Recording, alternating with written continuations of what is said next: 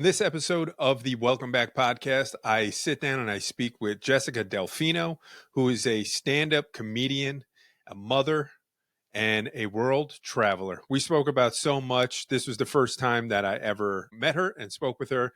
And we talked about how she got into comedy, how that has allowed her to travel all throughout the country and the world. And also, we talked about motherhood and parenting. And I think it's a really good example of how two people could sit down and have a discussion with each other who probably don't agree on a lot of things politically, but when you don't lead with that, you find out that you agree on way more than you even thought you would. She was a great person to sit down and talk to, and I'm happy I got to meet her. Enjoy the show. Welcome to the podcast. This is the Welcome Back podcast. I am your host, Michael Brown. With me today is Jessica Delfino. Do you prefer Jess or Jessica? Some people call me Jess. Some people call me Jessica. And it kind of tells me a lot about you, depending on what you call me, if that makes sense. I'm going to call you Jessica because when you filled out the form, you wrote Jessica. All right, yeah. So I'm just taking orders as precisely as I can. Good. Thank you for taking the time to meet with me. Who you got back there? I just saw a cat running around. Yeah, I just got these two kittens not that long ago. Let's see. This is Pumpkin. She has a brother, and her brother is Fang. So I've got Pumpkin and Fang. Nice. And they hang around. My cat. I just had a cat that looked like that, exactly like that. He literally died like 3 days ago. Oh no, I'm so sorry. All right, get out of here, Pumpkin. It was tragic. Sad. I'm getting PTSD. Let's get rid of that cat. No. No, thank you though for taking the time when you submitted your form. I don't know if you read that initial form. I'm kind of like an a-hole about it, where I'm like, I just want to talk to people who I think might have interesting conversation. And sometimes I've gotten a lot of submissions actually, and sometimes people don't seem very interesting. But I see that you're a stand-up comedian, and that right away sparked my interest. So let's just kind of like jump right into, where did comedy start for you? How did you get into doing comedy? I started in college, where most people pick up their best bad habits, their best worst habits. And I started like in a park. I met a stand-up comedian in a park, and we started chatting, and he kind of lured me back to his apartment to watch some of his comedy videos. And I went, and I was really like, because I was already obsessed with the idea and the concept of comedy. My cat is so annoying. Get rid of that cat. Get out of here. Get that cat out of the room. We'll send him to go meet Stuart if he doesn't keep it down. Stuart's dead now. Do you notice my back rubber in my chair? I love that. It's awesome. It rubs my back. You got a lot going on in this room, which I love. I love most of it. Yeah, there's a lot. There's a lot going on in my life. Yeah, I'm checking out the shelf. What do we got on the shelf? Oh, you can see my shelf? Is that a gold statue of a cat? Yeah, that's a Chinatown cat. Oh, nice. I lived in Chinatown in New York City for a long time, and those are in all of the little stores. They're these little cats, and their hands go like this, and they're supposed to bring you money. Yeah. How's that working out? It's doing okay, I gotta say. It's okay. Life's good. I got them in every room. Yeah. I do. I have them all over the place, actually. I have like 5 or 6 of them. Every time I go to Chinatown, I buy another one. Nice. They're like, here she comes. Yeah. Crazy cat lady. She's gonna buy another one. So yeah, you were saying you met a random comedian in a park. I did, and I'd already been kind of fascinated with comedy. I thought comedians were like magicians. I was like, how do they do that? I thought the trick of comedy was so cool. And so I went to his house, and against my better judgment, my mother raised me better than that, but I was like, I want to see these videos. I got to go. So I went, and he showed me his VHS tapes. This is how long ago I was in college. And they were awesome. They were these tapes of him doing stand-up on all these different TV shows. And I was just like, wow, this is so cool. And what I realized was the trick to comedy is that you write it. And that's when I knew that I could be a comedian, because I have always loved writing, and I've always been a writer. And I was like, I can do this. I can write down my thoughts in a coherent fashion and then present them, and it's going to be awesome and fun and funny. Because when I'm talking just like regularly like this, I don't have the gift of being able to sit down and formulate my words in a proper way.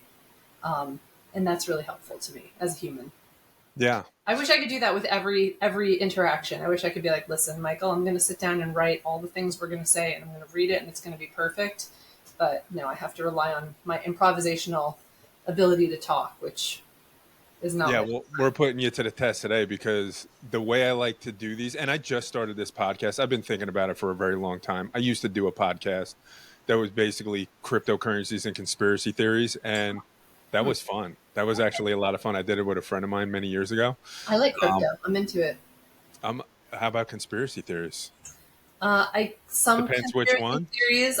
I'm definitely intrigued by the concept of conspiracy theories. Like I Yeah, think it's so interesting that people get so sort of caught up in all these little details of what could be and what might be. And yeah. I mean, Without any real evidence, I love it. My favorite is yeah, Hollow Earth.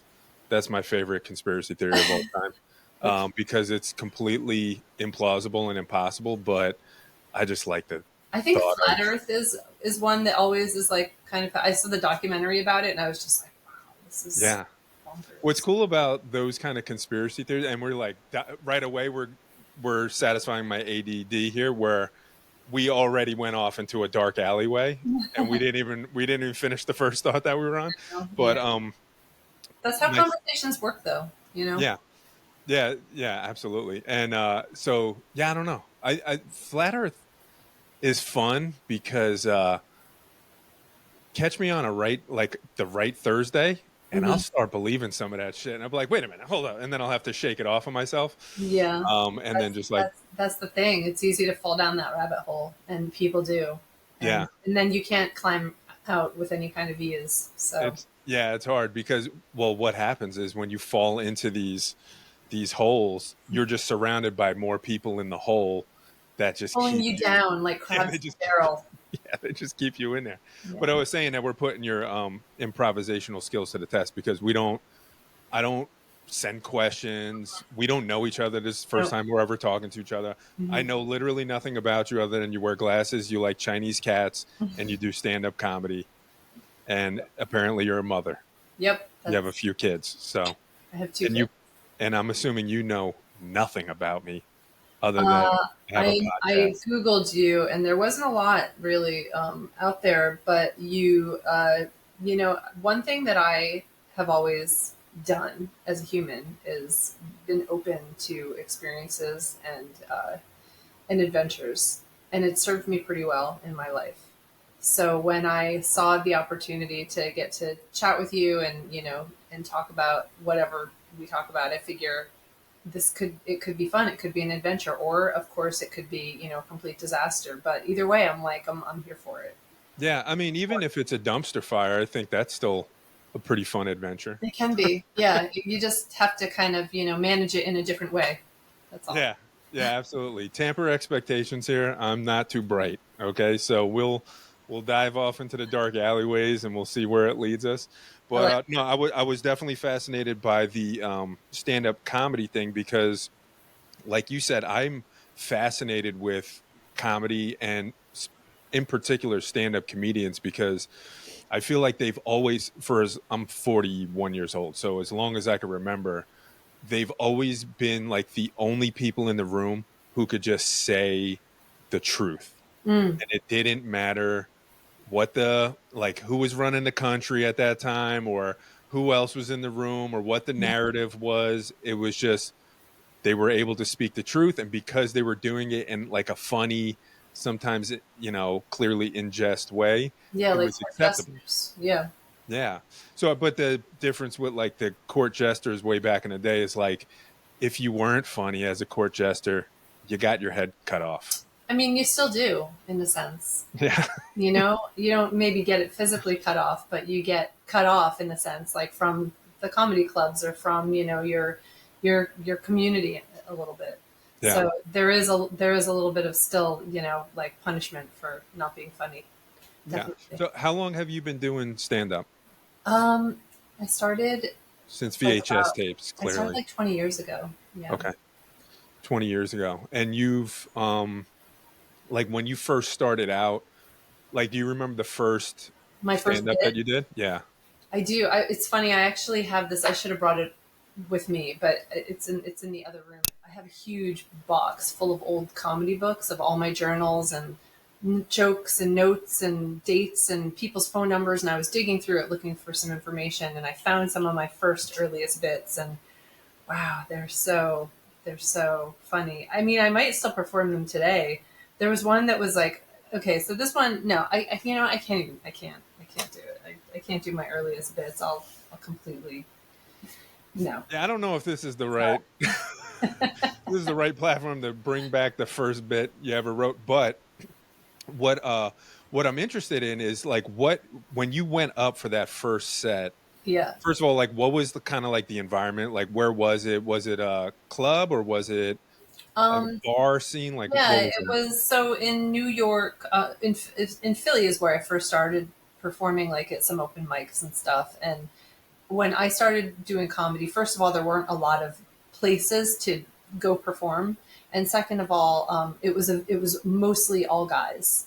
So there was a really kind of a strange, and it's still a strange dynamic, but it was even way more strange when I first started. And the mics were like, I don't know, like you'd have to drive like 45 minutes or an hour, or, you'd really have to like drive to get somewhere that was in Philly. But once I moved to New York City, the scene was a lot more like poppin'. There was open mics and all these little clubs and bars everywhere. There were bar shows. There were comedy clubs in every neighborhood. There was 2 or 3 comedy clubs. So one of the first clubs I started performing at was called the Boston Comedy Club, and that was right around the corner from the Comedy Cellar, the world famous Comedy Cellar. So I spent a lot of time at the Comedy Cellar, and I got to know these comedians who would come. They'd come around from the cellar and sort of like do warm up spots at the Boston, and that was really cool. I got to know some famous comedians over the years, and get to watch them every night perform, which was I think a really great sort of school to be able to take part in. New York City in itself is a great school for really anything you want to do because there's so much of it and it's so condensed. So I also at the same time started going to the chess shop, which was around the corner, and I would play chess with my friend Jim Norton, this comedian who kind of befriended me at the time, and we would play chess like every day. And so I got to play chess with like masters and watch masters do stand up, and that was a Tuesday. So that was a really cool way to spend a bunch of years of my life, was just like immersed in being surrounded by like masters and what they were doing. Hmm. And I think that's definitely like if you're gonna want to try something out, to get to observe and be mentored by masters is like pretty great. That's a good way to do it. Yeah, Jim Norton, I'm assuming I know the answer to this, but the Jim Norton that people see just if they're like a fan of his or they go to his shows or whatever, that's just like who he is on a regular basis. Yeah, pretty Yeah. much. He seems Yep. like a pretty eccentric feller. He's great. Yeah. I have nothing but awesome things to say about him. He's funny. He's casual. He's very chill. Yeah. He's out there in certain ways, but he's just Jim. Yeah. Has he still doing the radio show? Is he on like XM or Sirius or something like that? No, I haven't. I don't know. I know he has like a new podcast with his wife Hmm. that he does, but I don't know if he still does like radio stuff. I'm sure Yeah. he's doing all kinds of stuff. Yeah. He was. I saw him live not long ago. He was like practicing a solo show or something, and it was as good as I always remembered. It was awesome. It's Yeah. Yeah. What I like about Jim is just he's just like pretty raw and like pretty drastically transparent with whatever the hell is going on in Mhm. his life. Yeah, it's really awesome to be. So I was like that for a long time, and it's a really awesome way to live. And then I had kids, and that just like kind of screwed everything up for me in terms of being able to really be completely open and transparent about who I am and how I feel and what I do. Because now I've got people who I fear for their lives, and so I have to, and I want to protect them. And that instinct of protecting them has overpowered my desire to be transparent and funny and wacky old me. Yeah. So that's been a real like, issue. Yeah. Yeah. Definitely. No, that resonates with me. Yeah. Cause once I became a father, it's like, I mean, you always hear it. It's like, oh, when you have kids, everything changes. Like, I yeah, know. but this instinctual No one tells need. you about that instinctual, like, internal fire that just, I Yeah. never heard anything about that. No one was ever, and even if, I don't blame people though, because how do you describe that? How do you describe that instinctual, like, just ragish, protective element? My mom would always say to me, like, you shouldn't have kids. Like, you probably shouldn't have kids. And I don't think she meant it like I would be a bad mom or something, but because, I'm anxious and I am like protective and loyal and all that kind of stuff. And she's a wise woman, and she knew that I would have some challenges that maybe other people wouldn't. Yeah, it's primal. I mean, it's just, I think it's just ingrained in us as beings, right? Not even specifically human beings, because you see this in like all parts of the animal kingdom where you will do anything to protect your children. Some, Most, yes. Well, then some most, animals eat their kids. There's that whole, like, some yeah. cats like eat their kittens or whatever. But even that is like kind of weirdly to protect them. It's like, well, if the bear's going to eat you, then I'm going to eat you first. Yeah, so that way I could survive and have more kids. Yeah, that makes sense. Yeah. Yeah, my kid's at school, so he's safe for now. I'm not gonna eat him for lunch. But yeah, it's interesting because when I first laid eyes on him, there was that feeling that I had, the same feeling that you're explaining now, which is like, oh shit, like I have to make sure you make it until I'm gone, and Yeah. that hopefully will be a very long time. And then I felt actual love. Like I love my wife, but I thought I loved my wife. I thought I loved my parents. I thought I Mm-hmm. loved my siblings, Mm-hmm. my freaking dog. It's like And a then, trick. It really is like a trick that nature kind of pulls on you, especially on women, I think, because we have to carry a baby for, like, we have to make it care, bake it for 9 months, and then we have to have it. And it's such an intense and terrifying experience that at the end of it, I almost felt duped a little bit. I gotta say, I almost felt like tricked, like you like you tricked me into having, like, because I was like, I think I want to have a baby, I want to have a family, that would be really nice. And then to go through all of that stuff, I was like, oh, I see what's happening here. Like, this really feels like Mother Nature, like, by whatever design is going on there, really just overtakes, and kind of like tricks, for lack of a better word, pushes you into going through with this thing that, like, on paper it sounds terrible. yeah, If I were to write this out and be like, okay, here's the deal, stay with me, it's gonna live in your stomach and you're gonna carry it, and it will hurt a lot most days, and it will make you sick, and your body will completely change, you could die, there's a good chance you will die. You know what I mean? Like, everything about it sounds terrible on paper, but then you do it anyway. And then at the end of it, I think a lot of people struggle, women, and I'm sure you've heard of, like, postpartum yeah, depression. yeah. And I think that that's because on paper it sounds really good.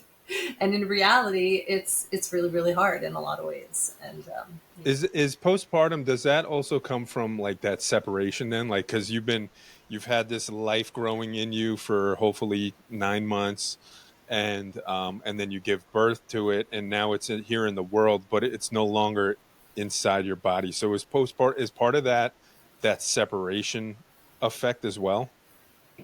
Do you know? um, Are you a doctor? I'm sorry, I'm literally asking doctor questions now. yeah, my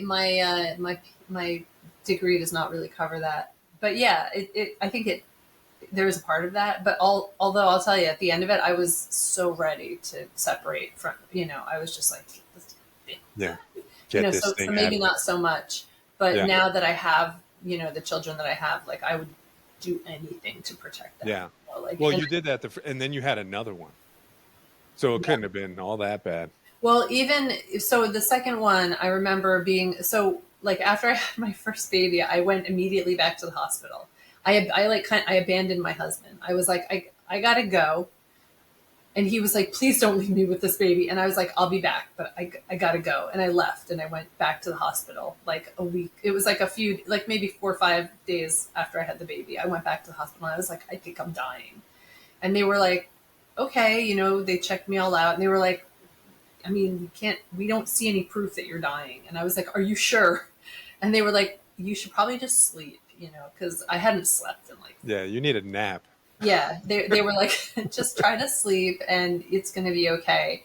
And I mean, that, like, I remember being in the hospital, my friend came to visit me. I was just so out of my mind with like hormones and fear and like exhaustion. And she came to visit me and I was like, whatever you do, don't have children. And like looking back on that, I feel sorry for myself. I feel kind of like bad for myself, remembering how hard and intense that was. The second time, it was actually much easier. I'd already kind of been through that rodeo, and I was like, I can do this, and it was so much easier. I mean, I had a C-section the first time too, which like completely rocked my world in a crazy way. Yeah. And then the second time, I was like, let's do this. Like, who's got the knife? I was like, I was ready to like, I did not have the same kind of fear. So Yeah. You did the voluntary C-section the second time. You're like, just cut this thing out of me. I'm not trying to well, push I this through the tried exit chute. to. No, I tried to do it like the normal way, but my body just it doesn't like it Yeah. doesn't like it. It's like it kept doing this like stalled thing where it would like start labor and then stop, and it was so excruciatingly painful. I was like, just let's get this party started. Yeah. My wife was in labor for like, oh my God, it was something crazy. It was like 38 hours or some shit like that. And it wasn't all like active pushing, obviously, but from like the Yeah. moment the water broke Hmm. until finally we had to have a C-section, she had to have I was fucking just hanging out. I was actually going very delirious because I worked a double shift. Oh I God. remember I came home and she goes, I'm pretty sure my water broke. And I'm like, all right, well, I'm going to eat something and I'm going to take a nap. And when I wake up, if your water's still broken, we'll go to the hospital. She was like, what the fuck are you talking about? She was like, get your ass in the car. We're going to the hospital. And then I convinced her to let me eat and take a shower. Did that. We freaking rushed out of the house. We didn't bring the bag. Like, we prepped the The go hospital bag. bag. Yeah. Yeah. We didn't even bring Joke. it. We left it home thinking that, all right, we're just going to go there. They're going to say, you're fine. It's not time yet. Cause he was 2 weeks early. Okay. And then we were there. We So were, you have we were one just there. son. Yeah. We have one son. How Yeah. old is he? He's 10. Oh, okay. All right. Yeah. Yeah. Michael So you Jr. had enough time to like recover from all the trauma and everything. I recovered immediately. It wasn't that drastic for me. It was more my wife. She had to deal with all the pain and the heartache. But Yeah. no, it was cool. But he was in NICU for like 6 days Oh, when that's he was rough. born, just because his like body temperature was like pretty low. Mhm. And that was a very interesting experience. Now, 10 years ago, this is before COVID. This is like when being in a hospital was just like a normal existence. So we lived at the hospital for a week. I was walking around the maternity ward like in slippers, eating ice cream. Like everybody knew me by name. Mr. Brown, like, how are you? What are you doing? I'm like, just grabbing some juice and some ice cream. Like, we lived there. We were just family amongst Mhm. family there. Now you really can't do that anymore. The It's hospital workers are really a special crew of people. They're really. yeah, yeah, And absolutely. They were so freaking awesome. And then going down to NICU to see my son was it was like pretty I guess it was pretty scary. I mean, some of those children down there, first of all, the tiniest little babies you've ever seen in your life, hmm. like a newborn like kitten, just so tiny and frail. Yeah. And some of those kids, no parents there. So Huh. like the hospital workers were, the ones feeding them and holding them close and giving them love and just trying to make sure that they were going to survive. And yeah, so they were telling me like, yeah, a couple of these kids, like their parents, like basically popped them out and fucking, like put them up for adoption, like whatever the process was, but Wow. just like completely disappeared or were still there, but just were so distraught, like probably physically and mentally, that they Hmm. couldn't get themselves to go down to the NICU to even take care of their Oh own my God. baby. Yeah. Yeah, I remember it Like like so much really. that all this stuff is stuff like I've never heard these stories before, and I've heard a lot of like mom stories. So Yeah. And I don't know, like, whatever, coming from like a guy's perspective, like maybe unexpected to like even hear this, like I might cry just thinking about it, because I remember the one baby I saw in particular, like I was legit going to just volunteer to go down to the NICU every week, Hmm. hug babies and like Yeah, just my show them grandmother love. did that. My grandmother would go and just like hold babies. That was her like her volunteer gig that she did. Yeah, I thought that was so sweet. I She would just, love to do that. yeah, I she love just would show babies. up and hold the babies. Yeah, I I mean, love it's a babies. really like selfless thing to do. It's a super giving thing to do. And and it's like honestly, it's such a important thing to do that Mhm. people don't even think about because the little bit that you give to kids makes them grow up to be better adults and makes the society better too, right? Yeah, So it's kind of yeah. worth Well, like think about how fucked up you. Well, I'll speak for myself. I'm not going to speak for you. I just met you. I think about how fucked up I am, and it's all a result of childhood trauma in Yeah, some way. I think everyone is a little messed up, but some people are better at hiding it than others. Hmm. Is really all it comes down to. Yeah, Some people are just better at, presenting themselves as very polished and put together, but everyone's got their stuff that they carry with them. yeah, yeah. I feel like those people have bodies in their freezer. You know, No judgment. you know. No, again, we just met, so I don't know how many bodies you have in your freezers. But have you ever seen? Are you into architecture at all? Yeah, I'm a little bit, Do sure. you know what brutalist architecture is? I don't know, but I mean, you can't live in New York City for a long time and not sort of pick up a little bit of, architectural curiosity. Yes. So But I've I been. don't know about Brutalists. What's that? Yeah. You probably are going to be familiar with this in some way. So brutalist architecture is. I've been like super into this recently for some reason. My algorithm just started feeding me this Oh, shit, and I nice. freaking It's love so it. much better than like, stories about, I don't know, cars that went off cliffs and stuff, which is always what my, Yeah. Another plane flipped over in Canada. It's just like, what the fuck is going yeah. on? This place is so Yeah, weird. no, But that's what happens. send me the brutalist architecture videos. I'm here for it. I'm feeding it. I'm Yeah. feeding it through the screen to your algorithm. It's just going to start showing up. Brutalist architecture is basically like imagine a home that is like 100% made out of like steel and concrete, and it is very like minimalist in that way. So Okay. like the whole like I there's like no that. wallpaper. You I'm know what I'm into that. saying? And Hmm. there's usually a lot of like foliage or nature kind of infused in the design as well. So you'll have like a tree coming up like through like a open foyer in the middle of the Okay. property, and like it's very cool.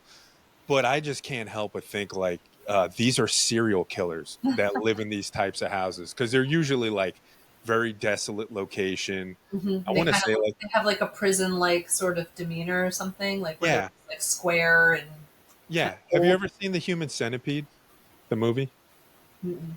You haven't lived. I'm No, sorry, I'm gonna dude. write it down because I have a Criterion collection subscription and I love watching Okay. weird Well, let me forewarn you, you might not want to watch The Human Centipede. It is disgusting. Make sure your kids are not within an eye or earshot of this Okay. movie. It's disgusting. But that's kind of what it reminded me of. And I don't even know if the house that was in that movie was of the same design, but it's just been super intriguing. Me, I don't know even what made me think about that. Bodies in the freezer. Have you heard of it's called like it's like wabi sabi or something? Is that Wabi sabi. yeah? That does sound familiar. I'm Yeah. probably being like completely racist right now, but Yeah. it's like Wasabi. I like wasabi. it's like I think it's wabi sabi. Wabi sabi is a kind of architectural design that's Japanese. Yeah, and it's like appreciating the beauty of imperfection. Hmm. So it shows if you're into architecture, check out Wabi Sabi. It's pretty fun. It's like Yeah. all these very simple, very kind of like basic structures and designs. Like a Wabi Sabi cup would be like a handmade like clay cup that's like kind of like lopsided on one side, but then like perfectly beautiful at the same Yeah. time. It's really neat. Yeah, that's like every art craft my son has brought home in the last three Exactly, years. exactly. But it's Japanese, Yeah, so that gives it the added like awesomeness. I don't know. The yeah, yeah. Japanese people just, as far as I'm concerned, they just do it right. My wife is upstairs. I'm not really allowed to talk about Asian culture because I have in the past had an affinity for the Asians. I really enjoy the Asian people as a whole, Okay. but Japan is very intriguing. I would love to go to Yeah, Japan. me too. It's on my bucket list of Yeah, things to maybe I want to someday. know what it's like to like feel like a tall person, you know? So I feel like Japan would be a good place to start. What's I'm your just of height? average height, What's your height? 5'10". Okay, that's. I mean, Yeah. that's a reasonable height for a regular person. Yeah, I feel Yeah. like it's a man's height, but I know a lot of like 6 foot plusers, Mm-hmm. and they all look down on me. I mean, literally and figuratively, but they really make me feel like I'm about 5'2", and it's It's embarrassing. another thing for guys to have to worry about. I didn't even realize. Yeah, listen, I mean, as much as women and especially young girls have to deal with like the strife of, especially now with social media and the internet. Mm-hmm. When we were younger, I'm assuming we're probably roughly about the same age. I don't know how Mm-hmm. old you are, but um, 40s. yeah. So I'm 41. So like, we didn't have to deal with the internet. The Mm-hmm. internet wasn't a thing until what, like the freaking 90s. So Mm-hmm. it's like, you know, I don't know. You just had to deal with somebody like, I don't know, giving you a wedgie on the school bus or, flicking boogers at you.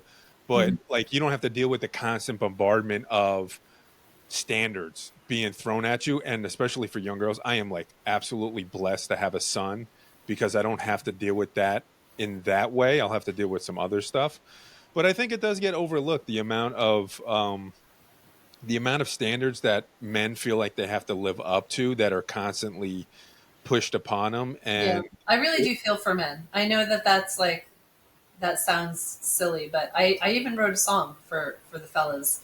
yeah. I feel for guys because I feel like, um, well, this might come out the wrong way. I hope you don't take this the wrong way, but I feel like women in general are just kind of maybe maybe women are a little bit stronger than men in some ways. Hmm. Maybe like we can, because of the fact that we can have babies and we have to be able to withstand a humongous amount of pain for like a long time. There is an element of like strength to that. Whereas men, and again, like this is probably going to get me in some kind of trouble, but there's a natural element or whatnot where men may naturally have more strength than some women, right? Hmm. So you can like lift something heavier maybe, or have like longer endurance or something like that. Not all men and not all women, but No, yeah. on an This is average in general. in general.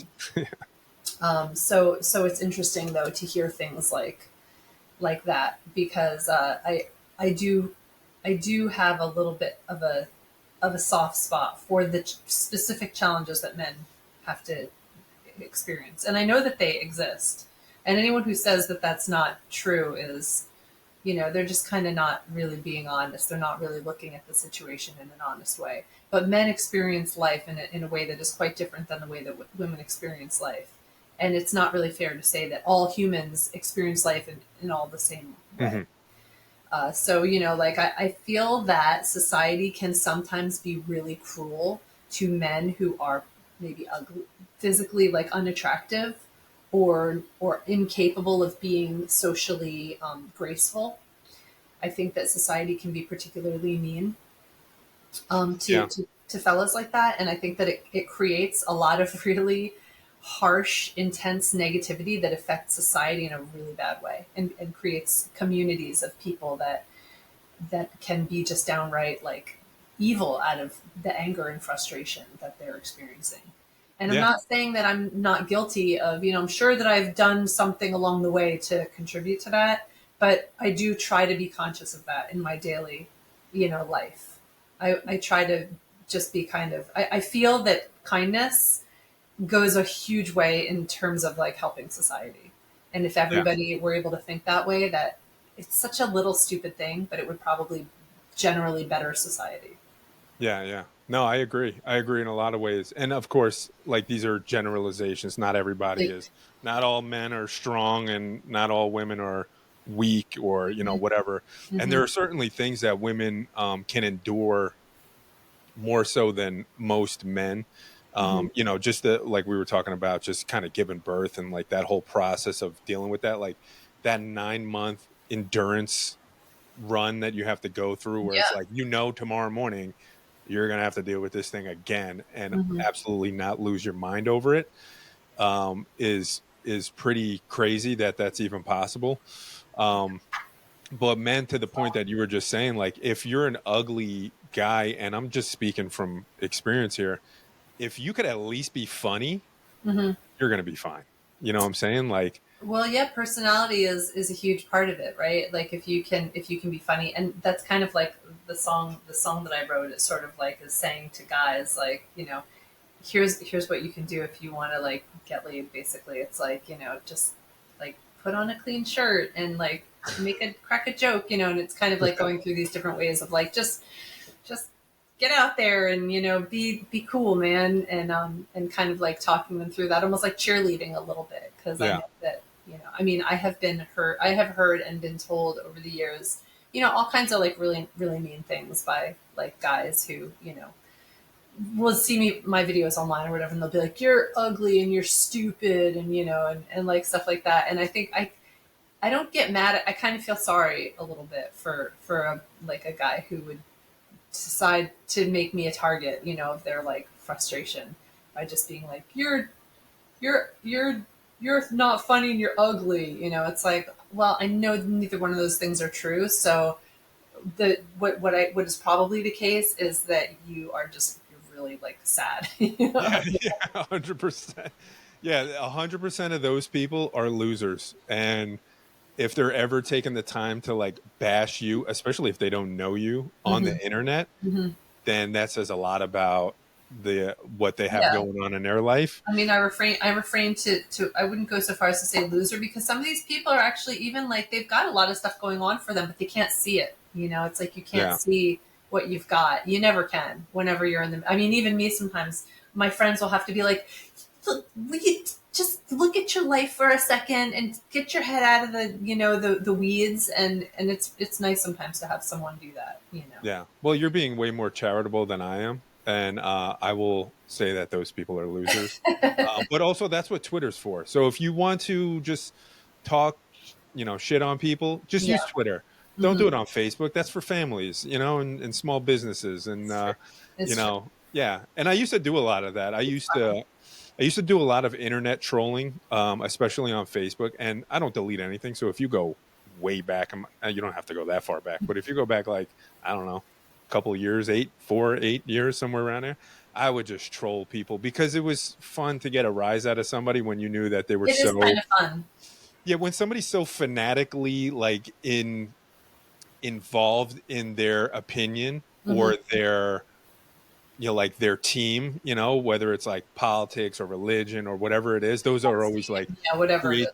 yeah, those always create like the most fringiest people that are so dedicated but don't understand why.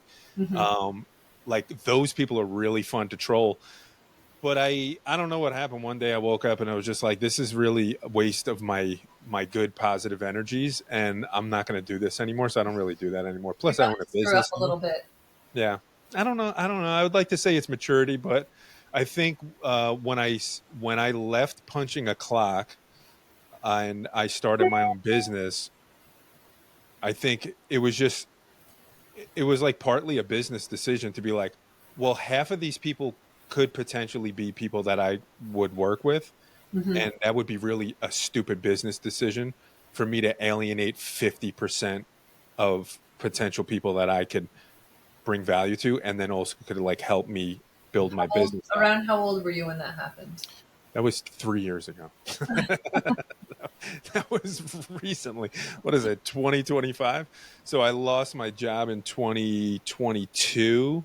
So it was like sometime around then Okay. when I kind of like shifted. So it really wasn't that long ago. So you're a Um, troll. You're one of those trolls. I You're used to be. okay. So a couple years before that, I kind of stopped with the trolling That's so already. interesting. It's so interesting to meet a real life person who like admits to being a troll. Like Yeah. that's actually pretty fascinating. Yeah. Most trolls I Because know are very, very proud of their trolling capabilities. really, Yeah. Yeah. huh, They really, really like it. it's And like a they like, subculture of. just complete, like, Yeah, it's its own Reddit fucking stream or whatever the hell you call Reddit. I hilarious. don't use Reddit, so I don't know. But Yes. it's like 4chan of life, you know? Huh. You ever been on 4chan? Again, I feel duped. I feel like I had a completely different idea in my head of what trolling was about, and it's like there's a whole other subset of people who are like, I am a proud troll, and then there are people who are probably even like, oh, you got to see Steve. Like Steve is the man. Oh yeah. His trolling is the best. Yeah, the Troll Awards happen every year, you know, friends amongst friends giving each other trophies for their outstanding trolling abilities. Wow. No, I think for me it was just more like I know this person and I also know if I just say one thing, they're going to fucking go off the deep end. Hmm. And it's kind of fun to watch because um, a lot of the, not all the time, but a lot of the times, it's because they're not basing their response on reality of what's actually happening. It's mostly like an emotionally triggered response. Hmm. Um, but then also, like, as the troller, I'm not always coming from the correct position either. It's more Hmm. of just like a, It doesn't I don't know. matter. It's not really about your true opinion or Yeah, what the truth is. It's just about kind of getting a rise out of the person. And it if is really they rooted say in you're wrong, comedy in a yeah, lot of ways. It's it just sounds like, like it. yeah, it's like, you know, those comedians that just like So do there's some crowd great work. comedy that kind of comes like right now. I kind of almost, if you think about it, I'm kind of trolling because I have this little silly video series I started where I say, someone always told me that people have always told me I would be a really great singer. So I'm just going to sing this little segment of the song, and would you tell me if you think I've got what it takes? And then I very poorly sing like a really terrible song, and like just kind of am waiting for people to say like keep trying, keep practicing, or or just being like you stink, or Yeah. whatever it is, because I know that that's the response that it deserves. Are you doing this like on stage or just like on the streets? I've done it on the street. I Yeah. mean, not on the street, on the stage a couple times, and then like on social media a little bit. Yeah. Yeah, that's great. But there are a And few other, like there are people who've done it much more successfully. I can think of videos over the years of people being like, I don't know, going to different events and pretending kind of like they're part of the event, but you can tell that they're not, yeah. something like that. Andrew Dice Clay is probably the best at this right now because I don't know, he just walks around New York with a scarf and a fucking Starbucks coffee and he just trolls people randomly on the streets. Like maybe part of it is also like he was such a mega star when he was like at the top of his career that he also just assumes that everybody is going to recognize him and know who the hell he is. Yeah. But it's pretty funny. I don't know. I'm not a huge Andrew Dice Clay fan, Yeah, but he's okay. He's oh, my husband, I'm on a podcast. Do you want to be in it? No. Yeah. yeah, You you do. sure? You sure you don't Pull want up to a, say pull Yeah. up a chair. Bring the cat with you. That's fine. Thanks, guys. Okay. All right. my office is sort of in like a railroad part of the house. Like you kind of have to walk through it to get to the kids' rooms, or to kind of get like through the house. So Yeah. that's Like I'll just stop in this random room yeah. right I'll here just and I'll do just some walk through. work. And my husband also comes into. I work from home, so he'll come in and say hi and stuff. Yeah. What do you do for work? Are you willing to share that? Yeah, I guess I can share it. Maybe I work in media. I work with the news. I'll just say that. Like writing or Yeah, writing. okay. Hmm. So you're the troll. You're the real troll. I'm just kidding. We don't have to venture down that road. There's some rabbit holes we don't have to go into in the That's interest true. of There are so many rabbit civility. holes. Some should really Yeah. just be avoided. Yeah. Well, I'm a firm believer in communicating with people that you don't necessarily like agree with on 100% of the things, or even Mhm. 50% or 40 or 10%, and Me like too. I'm and into still it. be like a civil I mean, that's person half my about it. family. Yeah. So like, what am I gonna do? Not talk to my family anymore because they think things in a different way than I Yeah. do? It's just silly. And the same thing with my neighbors. Like I like my neighbors. Yeah. Maybe they don't agree with things or see them the way I do, but like, I live on the street with them. If there was ever an emergency, I know that they would be the person who I would go to for help. So I mean, it's weird to Yeah. it's weird to have that mentality of like, well, they don't like that, so I don't talk to them. It's funny, like especially when election season comes around, people start putting yard signs in there. I'm not a yard sign person at Yeah. all. I don't. I'm a firm disbeliever in yard signs. I just don't. I just don't like it. I think it's ugly for the neighborhood. But it's funny because you will see stories of people like politics. This country right now is the perfect example. It's literally like split down the middle. It's 50-50, right? It's like literally half the country believe one reality, the other half believe the other reality. Most people are generally in the middle, but like we're led to believe that the prominent thought is like this fringe realities. Right. And it's really not. When you actually just have discussions with people, like especially in person where you can look them in the eye and like just be a human, most Yeah. people are like pretty centered, right? I would say so. Yeah. I Yeah. think the country is just really big. It's a huge country. Yeah. We have a huge, America's huge, and to try to like organize all of these people and this giant piece of land into one. I really like the idea of states just kind of doing their thing. I know that that's, Yeah. but it's like, I think about Europe, it seems to be working well for Europe. So, Is it? I don't know. I don't know. They seem to have Switzerland's as many kind of issues as happy. we have, you know? France, they seem cool. Like when I think of places I Yeah. want to go, I'm not like Oklahoma, I'm like Switzerland. Yeah. Have Yeah, you traveled I have. the world? I have, yeah. I've Okay. traveled quite a bit. What are some countries that you've been to that were I mean, like I have. really eye opening to you? Okay, so let me start by saying when I say I've traveled quite a bit, I mean for a girl who grew up in a small town in Maine. Mhm. I've been over quite a bit of Europe, but I haven't gone really out of Europe. I've been to Mexico, Canada, America, and Europe. Okay. And I used to travel over to Europe every year, and I would kind of spend the summers just like roaming around Europe and like performing and stuff. Were you But like backpacking and staying in I almost said brothels, not brothels. Brothels. Maybe you were, I don't know. Not hostels.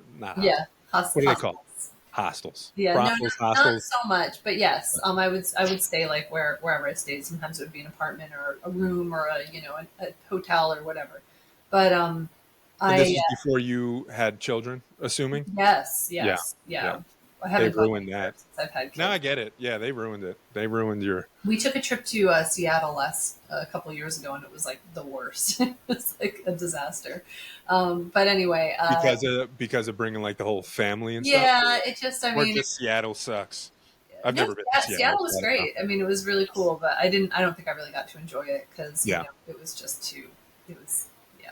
It's yeah, just too pushing a hard to stroller try to around. force kids to do things that on a time frame that adults want to do them on is just like a fool's errand. Yeah, You just don't. You don't. It doesn't work.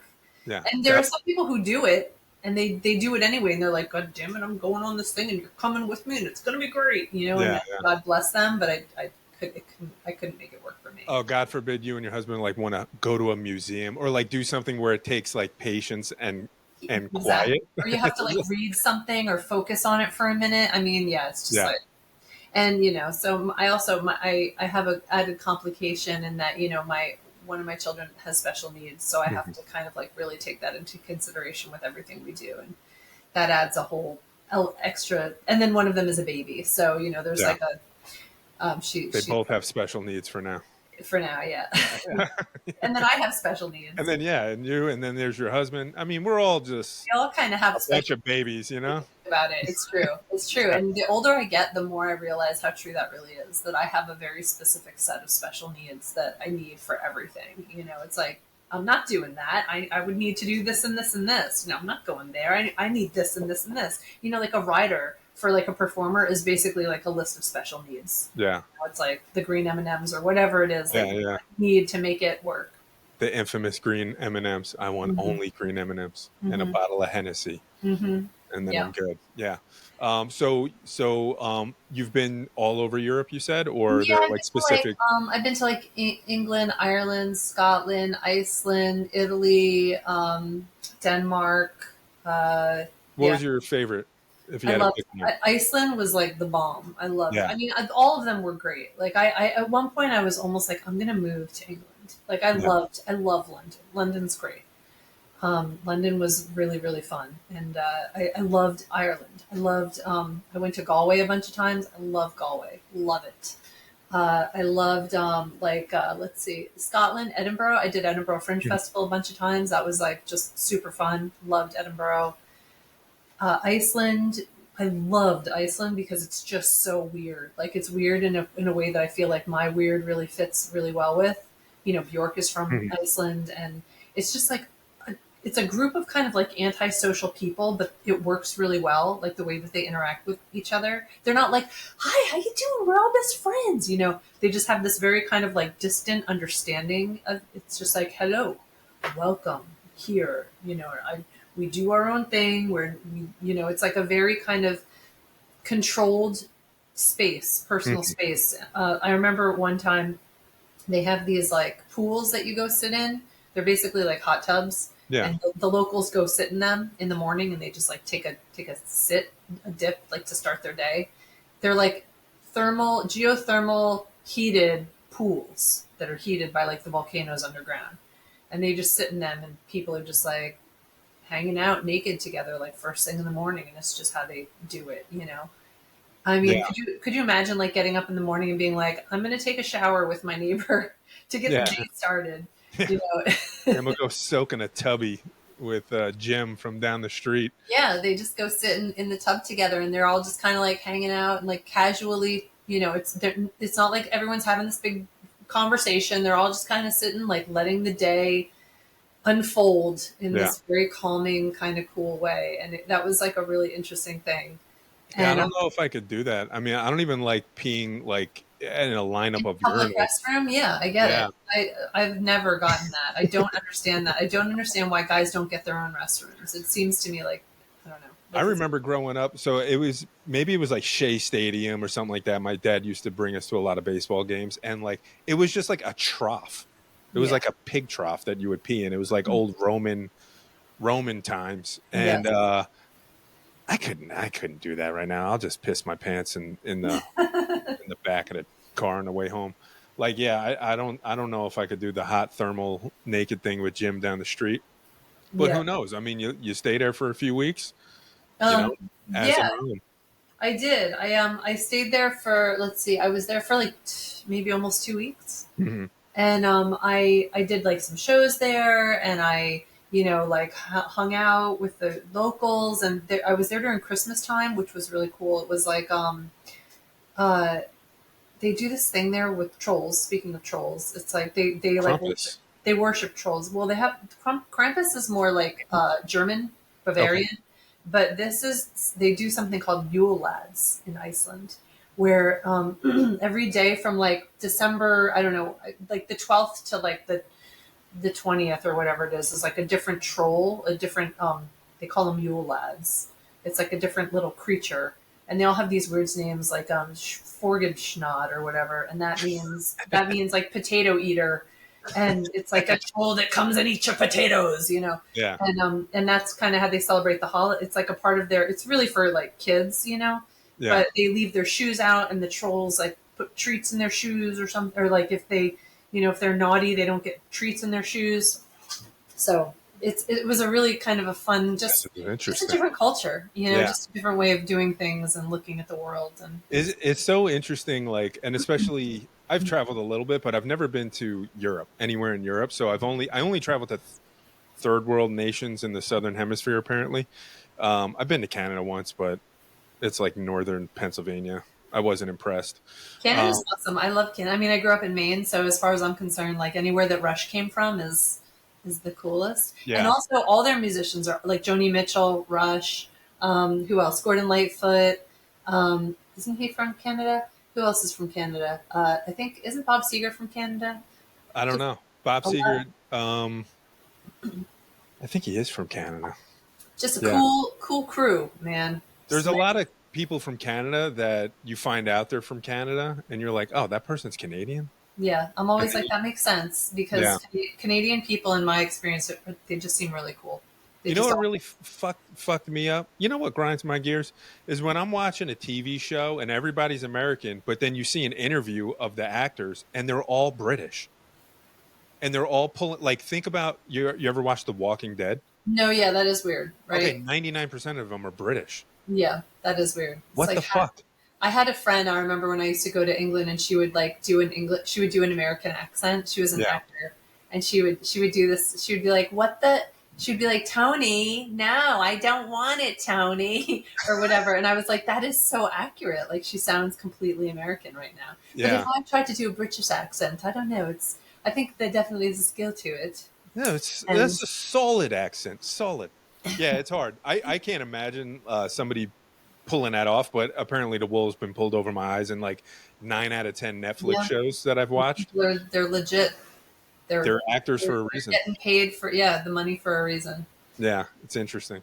Yeah, but I like going to my wife and I have been to the Dominican Republic several times, Nice. and fabulous, Okay. fabulous culture down there. Just it's very interesting to leave the country and then experience somebody else's culture, and just to realize like, oh, we're all just people. So I think when you're in a country, and it probably goes for any country at all, but when you're in your country and you're just dealing with your like daily shenanigans, whether it's like politics or news or like whatever the hot thing is to divide Mhm. everybody for the day, it gets like really easy to stop seeing people as people. But then when you go and you like transplant yourself into a country where you don't really speak the language and you kind of have to rely on hoping that people are good people somewhere, yeah, Mhm. and then they turn out to be, it's actually really It's really it's just satisfying.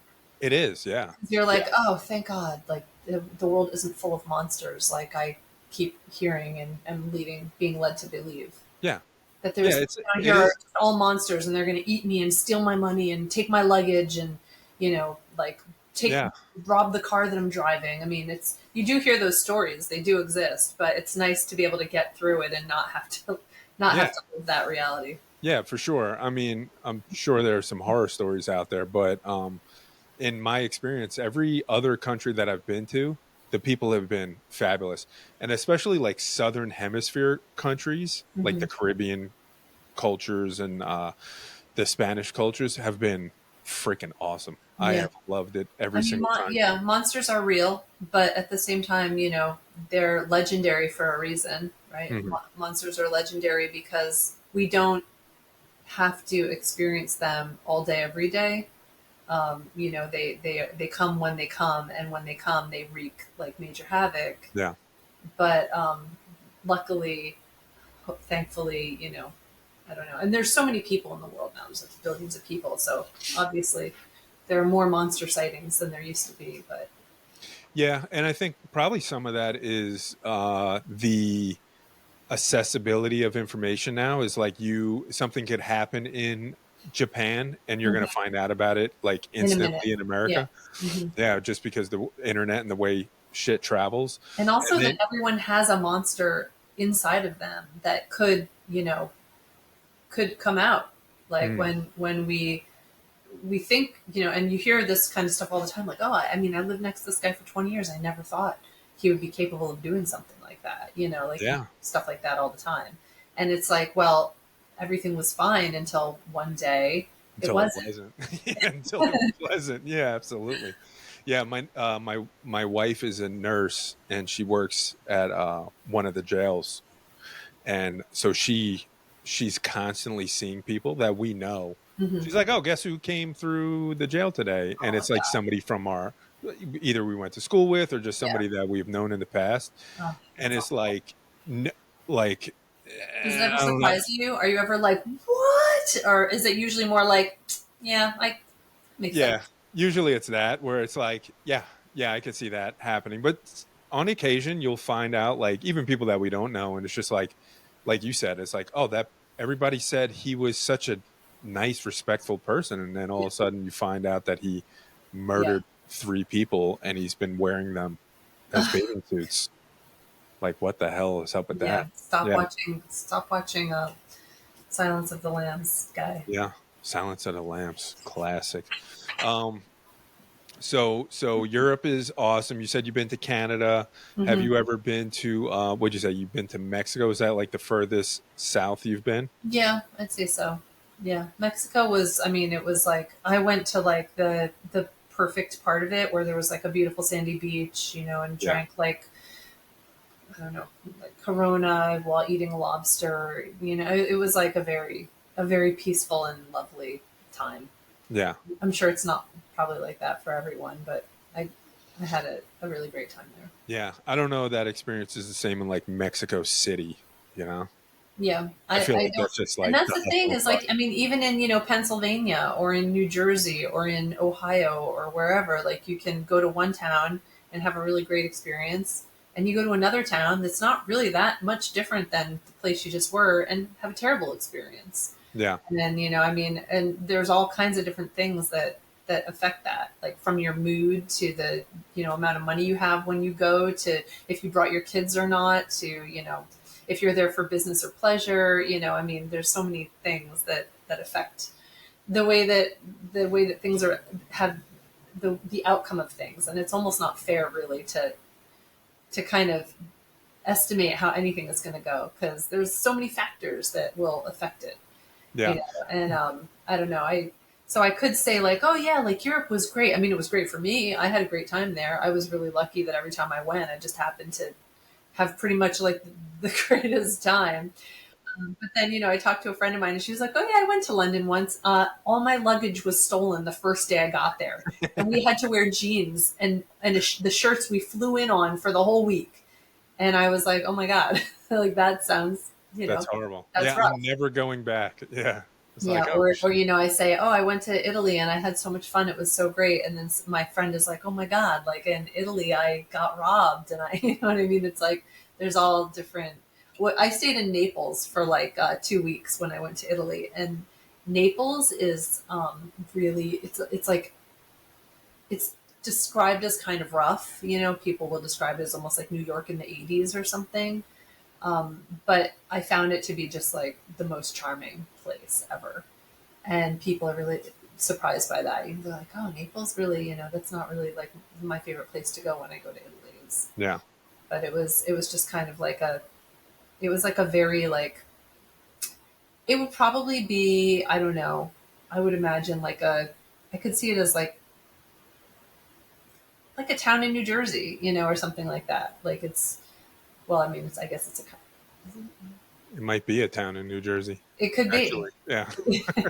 I'm I sure hate there that are. feeling of going somewhere and then like you're there for a week or whatever on vacation and it's amazing. And then you just like, you just want to move there. You want to live there forever. And then you get back or whatever and you just get like back to reality. But Mhm. I Well, hate like that feeling because once you move to that great, amazing place that you stayed at for a week, you start realizing it's just like everywhere else, it's where true. you just have to, like, you still have to work and you still have to go through your routine of like, you know, bringing Yeah. a kid to school and doing it. And then it just like loses all its Well, wherever you go, there shine. you are, right? That expression. Yeah.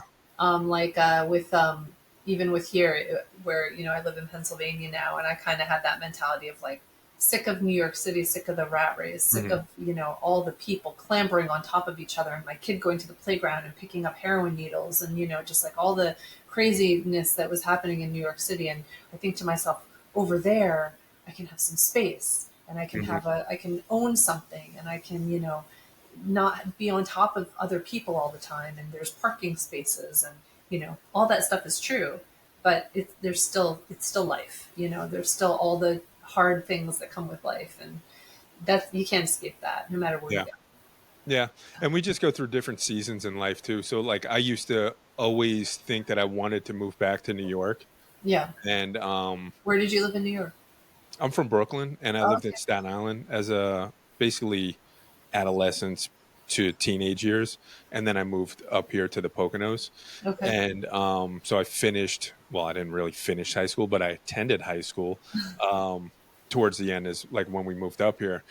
And I used to, especially like in my 20s, I always wanted to move back because I wanted to be in that hustle and bustle and I wanted to live where you could walk anywhere and Hmm. you could do anything and there was a Yeah, it's million great. people everywhere. It's great as like a young person with no responsibility. Not, I don't want to say no responsibilities, but I think specifically no children. I feel Hmm. like that's like a really great place to be in and to explore like who, like your potential and who you could become and just like Hmm. interact with so many different types of people and cultures, especially in like New York. Um, Specifically is like really, really maybe it's not unique, but it felt unique in that sense, Mm. where you were always just one of many different types of flavors, right? You were never, I guess there's neighborhoods where it's just like a strictly Jewish neighborhood or strictly Italian, whatever. But where we were, it was just like always a mix of, like when I went to high school, I went to Madison High School in Brooklyn. And do you remember the movie is it Lean on Me? Maybe it's Lean on Me. It was what the hell's his name? Morgan Freeman was the principal of the school. It's like Hmm. a really, really bad school. He Yeah. comes in as the principal, like locks the doors, gets rid of the gangs. He like brings a bat to school and like straightens it up.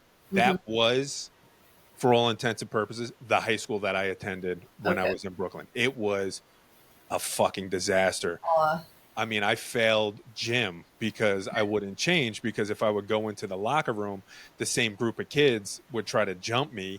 And the locker room was like legit a scene out of Shawshank Redemption. It was like Oh my one God. swinging light bulb flickering. Like it was like an old New York school. That is so scary. Yeah, it was super, super scary. And I was alone. I didn't have any friends. I was the only white kid who wasn't Russian. Like I was just the only regular white. I was just Yeah. like, I was literally alone. I hung out with the Asian kids because they were accepting of me, which is maybe where my affinity comes from, is because they accepted me so much. Yeah. And then we would just like play Magic the Gathering and just be nerds. So That's yeah, like yeah, I I think like as I transition from like wanting to go back into living in that kind of environment to like now, I would never ever want to raise my family in Brooklyn or oh in New man, York anymore. I It's do. just too I, much. I wish I could. I wish I see these little kids who get out, who go through that, who live in, who grow up in New York, and it's probably a lot different now than when you. I would imagine it's somewhat different now than when you were a kid in Brooklyn. But I just like they seem so smart and so like capable, and I would feel really confident letting a child like go, I feel like, into the world, who I raised in New York City. Yeah. Like if you can grow up in New York City and like make it through that, okay, what a relief to a parent to be like, okay, all right, they're going to be okay no matter where they go, no matter what, like they'll be fine because they lived in New York City for 18 years and Yeah. we're able to deal with that. Well, New there's York is definitely an hard. element of like gaining a lot of street smarts if you Yeah. live in like a city, a bigger Not just city. street smart. So even like, like you said, where there's all these different people and you're kind of like getting a little bit of knowledge of all these cultures. And like I had said, where, you're like learning from masters every day about whatever it is that you're interested in, if you Mhm. want to. Yeah. If you want to take piano lessons from like a Carnegie Hall, you know, pianist, you can, and it's not going to be like that much more expensive than, whatever you would pay for your cousin, your next door neighbor's cousin, who probably actually is the Carnegie Hall pianist, Yeah. Yeah. and that's like the beauty and that magic of New York, is it's just like this fascinating puzzle of lives and personalities that are brilliant, and they're accessible. So that to me is really, I do wish and want to move back to New York someday. I keep saying, like, once my kids are out of the house, man, I'm going back to the city. I'm going back. Yeah. But you don't think you would move back with the kids being young and have them experience all the great things that you just explained to me? The only real challenge that I have is space. Yeah. Like it. I can't have what I have space wise in New York City because It's I crazy. can't afford it. Yeah, it's so crazy. I can't afford to pay $5,000 a month for an apartment, and maybe I could, but I don't want to. Yeah. That's not how I want to spend the money and all the hard hours that I spend working to like Mhm. live in a tiny apartment that I pay all of my money for. So that to me is a really tough one. Yeah. Whereas I think to myself, out here, I have a nice home, I have a comfortable place to live, we all have space, and we can go there. It's not that far. And we do. We go to the city like once or twice a month. I mean, we're there like pretty often. Yeah. Yeah, that is the good part about like where we live in like Yeah. northeastern Pennsylvania is like you are so close to, you can go to New York, Yeah. you're an hour and a half from New York, you're 2 hours from Philly. I mean, you're still fucking 8 hours from Pittsburgh, 6 hours. I don't know if you've Yeah, ever been to Pittsburgh. I have. What a Yeah, dump. I freaking hate Pittsburgh. I like Pittsburgh. I I mean, hated it. I've done a lot of touring. I've toured like all over the U.S. to all the probably like every state. I've hit like the major city or like one or two of the major Hmm. cities, and I really loved that. I loved getting that experience, and I recommend everybody do that. Everyone should just like when they're 18 or 20 or however old, I don't care. Like go drive across the country. It's just the one of the coolest things to do. Yeah. Well, You you're know, seeing a lot of that now in the younger culture with like the van life culture, where it's just Mhm. like, yeah, I'm not going to be tied down to like having a mortgage or rent I or can't whatever. afford I'm just going to go live in this van and then vlog my way across the country to. and then get murdered by It's my sort of boyfriend. yeah. Oh yeah, that's My the rough wife's upstairs watching a Netflix series right now where that young girl got killed by her boyfriend and then he Yeah, killed that's so himself. But bad. I mean, we do know that the leading cause of death to women is men. We yeah. one of the leading causes, maybe not Is the that true? one of You yeah, said one we do know. Is that true? How is that true? uh, that men kill women. Are you It's saying just when it comes to like homicide? yeah, Oh, yeah. okay. Like Yeah. one of the leading causes of death of death to women is men. Yeah, I thought it was cancer. yeah. That's one of the that Is cancer, that? Yeah. heart stuff, and like domestic Yeah. stuff.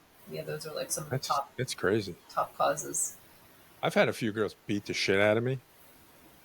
I didn't deserve it. I was innocent. I swear. I swear. All I'm saying is we're speaking in generalities here sometimes. Um, there's monsters everywhere. That's true, But and also, something that we don't talk about is how many women out there. I mean, there are women who kill men. There yeah, definitely are. There are women who beat up men and who abuse men and who do all kinds of like super devious, terrible things. yeah, Um, but statistically speaking, the leading killer of men is not women. The leading yeah, killer of men is also men. yeah. I was going to say also Not men, the leading, but one of the top causes. top Yeah. contributor. Yeah, yeah. And I would say probably even like and I don't know what the numbers are, but maybe you would know. Like when it comes to like suicide, statistically, it's majority men Hmm. that kill themselves, right? Hmm. So Interesting. so we are afflicted with the bug of suicide for some reason. Hmm. And I don't know. I think that comes with probably a lot of them are returning military people. I know that is a So rough. tremendously high rate of suicide amongst military veterans, which is primarily men. But then also in like prisons are primarily men. A Hmm. lot of guys Yeah. don't have a great I time don't. in prison. Yeah. So Yeah. I think there's a high suicide rate amongst prisoners, male prisoners as well. But also, like we were talking about it earlier about like, like you were like, you were like a meninist, is like a feminist almost. You were like a men. You were really fighting for the men's cause, or at least you felt bad for us, which I appreciate. But like there is an expectation that men have put on them. So whether it's like they put it on themselves, their families put it on them, their fellow men put it on them, or just societally, um, that level of expectation can be really, really difficult to deal with. And it's something that almost all men that I know that I talk to, like on a personal level, deal with this in some way. Hmm. And I'm actually, I would say I am optimistic to see that more men now are open to talking about kind of like the mental health aspect of what they deal with.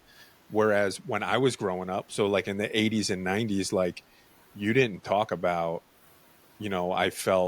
I feel sad, or I feel, like you Yeah. didn't talk about emotions. If it was like a Hmm. sad, negative, feminine emotion, then Yeah. it wouldn't be okay to talk about. You would just have to push that down.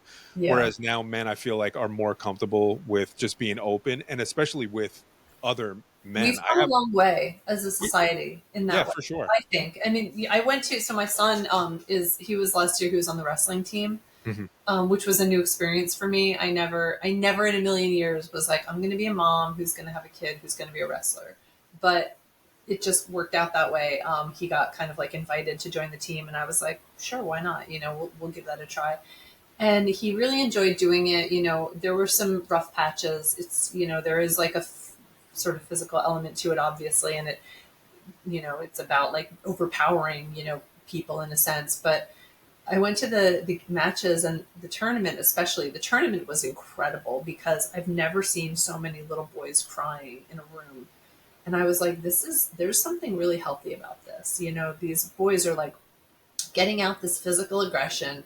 They're wrestling against each other, putting all their physical, endurance and might into winning these matches. And then, at the end of it, they're just like crying, whether they win or lose. They're just like crying these tears of, like of winning or of having gone through that experience and losing, like whatever it is. It was like tear inducing to me to see all these little boys, 8, 9, 10-year-old boys, and their dads, putting their arms around them and like hugging them and being like, Yeah. hey, like that was a great fight, man. I mean, it was like, yeah, it was, I'm like, It's really important. I noticed this. My son's in baseball, and he's always been he's more of like he's a gamer, right? So he'll sit on the couch and just play games if you let him. But a similar thing is going on with him, where boys and women need this too, especially young girls. They need to see challenge, and I think they need to see that they can overcome challenge. So whether they win or yeah, whether they win or they lose in that particular instance, they Mhm. need to see that, oh, I can come out of the other side of this. It's not the end of the world. Mhm. And kids need that, but especially boys need that very, very much. Yeah. And when they don't have like their father in their life, this is like really detrimental to their ability to grow into like a good man, quote unquote, a good man, is when there is no father in the home. It Mm. does create, and I know because I'm speaking from personal experience, it creates an opportunity to really go in the wrong direction. And to have like to what you just explained, where it was like, and then the dads were like embracing them and letting them know it was going to be okay, and that they were still proud of them. Like as a young man, Mhm. you need that. You Yeah. absolutely need that. And boys specifically need challenges, physical challenges, especially, Mhm. because for the same reason I said about girls, like you just need to know that I can do this hard thing that I don't Mhm. really know if I can do. Mhm. And I might not win it this time, but I'm okay. I'm still alive. I'm coming Yeah. out the other side, and there's something to learn from that. Yeah. And it does create better humans. I like to For say that sure. to my kids a lot. I like to say, like, we can do hard things. This is Yeah. not something you can't do. Hmm. My son will say it's too hard, and I say we can do hard things, man. You can do a hard thing. You're Yeah. gonna do it. You're gonna get through it. And Absolutely. I hear what you're saying, but I also want to say that all it takes is one role model, and it doesn't have to be a dad, although obviously it could and should be a dad, and it is sometimes a dad, but it takes one role model in a child's life to to get them, forward in a positive way. It can be a teacher, it can be a babysitter, it can be a coach, it can be a mom, it can be a neighbor, a grandparent, a grandfather. There's a lot of people out there who can step in, and there are opportunities for people to do that. And I I always like to be willing to do that myself. Like if I kind of feel it's weird because I don't know what happened. We just lost our echo. Did we? Well, I Did it did. turn off? Um, it could be nice though to have an opportunity to just like work with more kids, but there is sort of like a protection. Obviously, kids are very protected, right? It's hard Hmm. to find opportunities to interact with them in a way that's like not weird, and that's a shame because there should be more opportunities for a number of adults to be able to step into those roles. So Yeah. maybe people can think about how they can do that. Yeah, no, and I do agree with what you're saying because one of my biggest role models in my life was my grandfather, and he's not somebody that I spent a lot of time with, so it wasn't like he stepped in for my father. Like I have Yeah. a great relationship with my father. It's just my parents got divorced when I was very young, so he was like a weekend dad, and then my stepfather was very abusive, so that was like a very tumultuous thing. Yeah. Wasn't a lot of positive reinforcement coming from that guy. You can tell a Um, lot by the way that adults treat kids and babies. I Absolutely. mean, Yeah. and pets, like kids and pets and babies, like by the way adults treat small things, Yeah. right? Like, I'm Yeah. sorry about that, by the way. No, that's all right. It's what That's your story. helped create me, So, and also it's cool because now I know the type of person I don't want to be as a father from watching my stepfather. So it was Yes. actually really, I dealt with In a a lot of, way, it was kind of it had a positive side. it did. At the time, it really sucked because it was a Right. lot of physical abuse and a lot of mental abuse. But I know that I will never do that to my son. But the only thing I will say about, like the family unit and having a father and a mother in the home is when there's not that unit where you don't have that, what do they call it? The nuclear family unit or whatever. Mhm. When there's no father in the home, the likelihood that that kid will be a criminal, be a drug addict, not get through school, have lower rate of education abilities, like all of that goes through the freaking roof Yeah, without having both the parents there. yeah, So I think both play a very important role.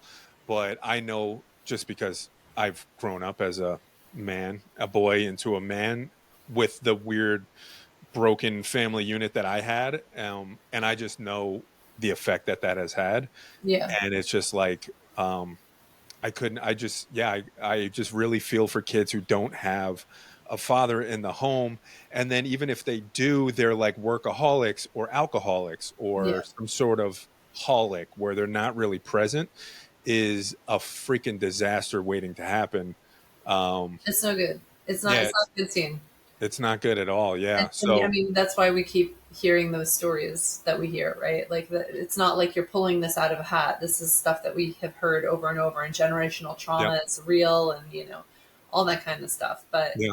but society is changing. Things are changing, and people are becoming more aware of those pitfalls.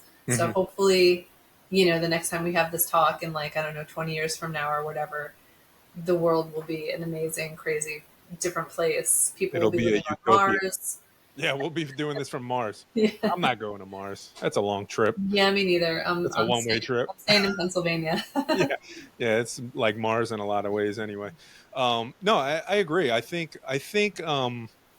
if you are the type of person who gets like really absorbed into news and politics and social media algorithms, Hmm. it's super, super easy to think that it's the end of the freaking world. Everybody hates each other. Everybody's a racist. Everybody's a Nazi. Everybody's this. Everybody's the thing that you Don't that you really, compare really yourselves. despise. And Yeah. that's not true. Like I have a lot of optimism. I really do feel like we are we have moved in a better direction, even if you don't necessarily agree with like the political leaders, which freaking 99% of them I don't agree. I think most politicians are corrupt to Hmm. the core. There are very, very few that I feel like are not. I guess if you knew them personally, you would probably be like, no, they're like a good person. Like they're very nice to me and this and that.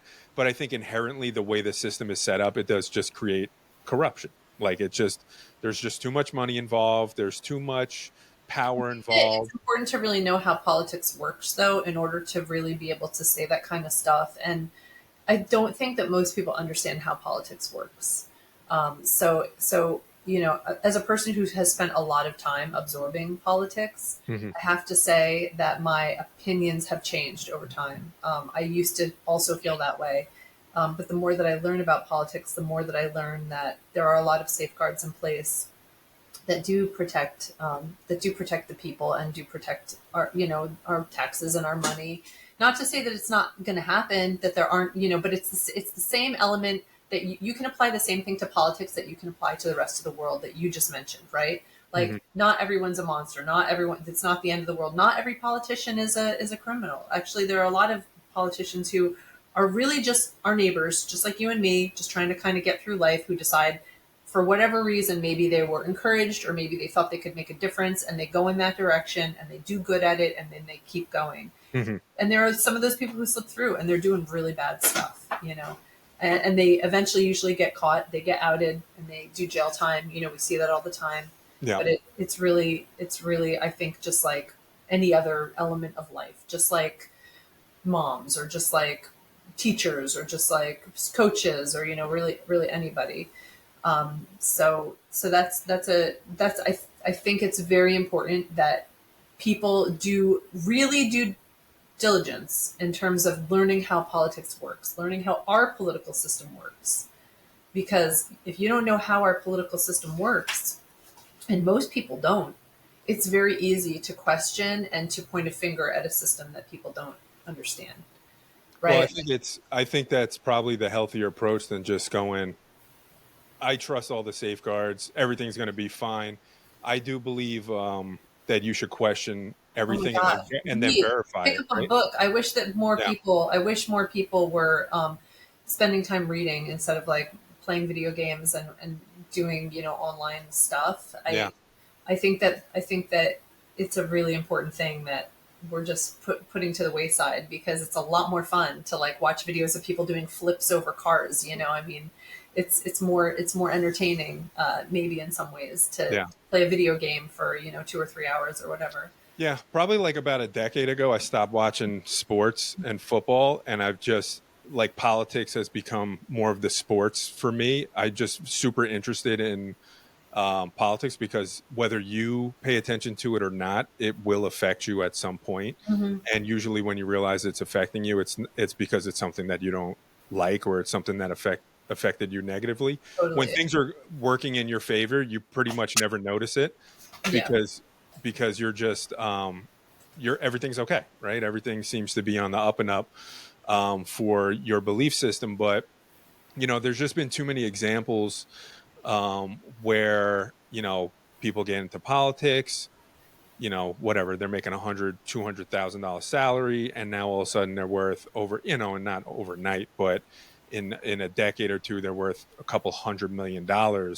And it's just like, well, Well, how does that necessarily happen without some level of insider information and corruption?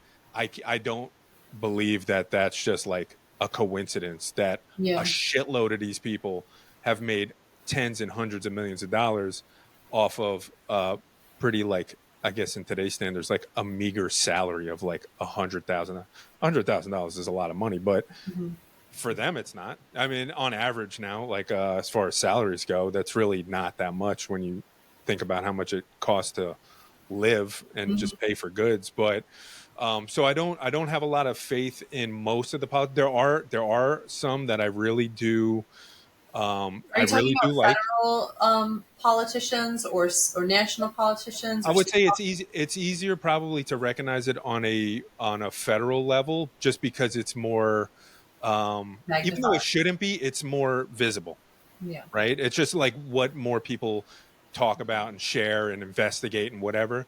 Hmm. Whereas like it should be more visible on a local or a state level, because that's what actually affects you more, more Directly. consistently and directly. Yeah. In Um, some ways, because but like the states do take their leads from the federal government, right? mhm. So like if, for example, President Trump is the president now, and he says, "Hey, I don't want a Department of Education anymore," right? Yeah. Then that is going to cut funding to all the states too, right? It's a federal thing, but all that federal money is what trickles into the states to fund the federal, to fund the local, like Department of Education, for example.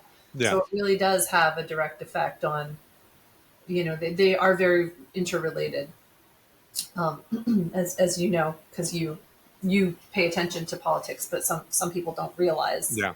that the things that happen in the White House really do directly affect us in our state. I think a lot of people don't understand that correlation. Let's end with just like, where can people find you, whether it's comedy or whatever else you're doing.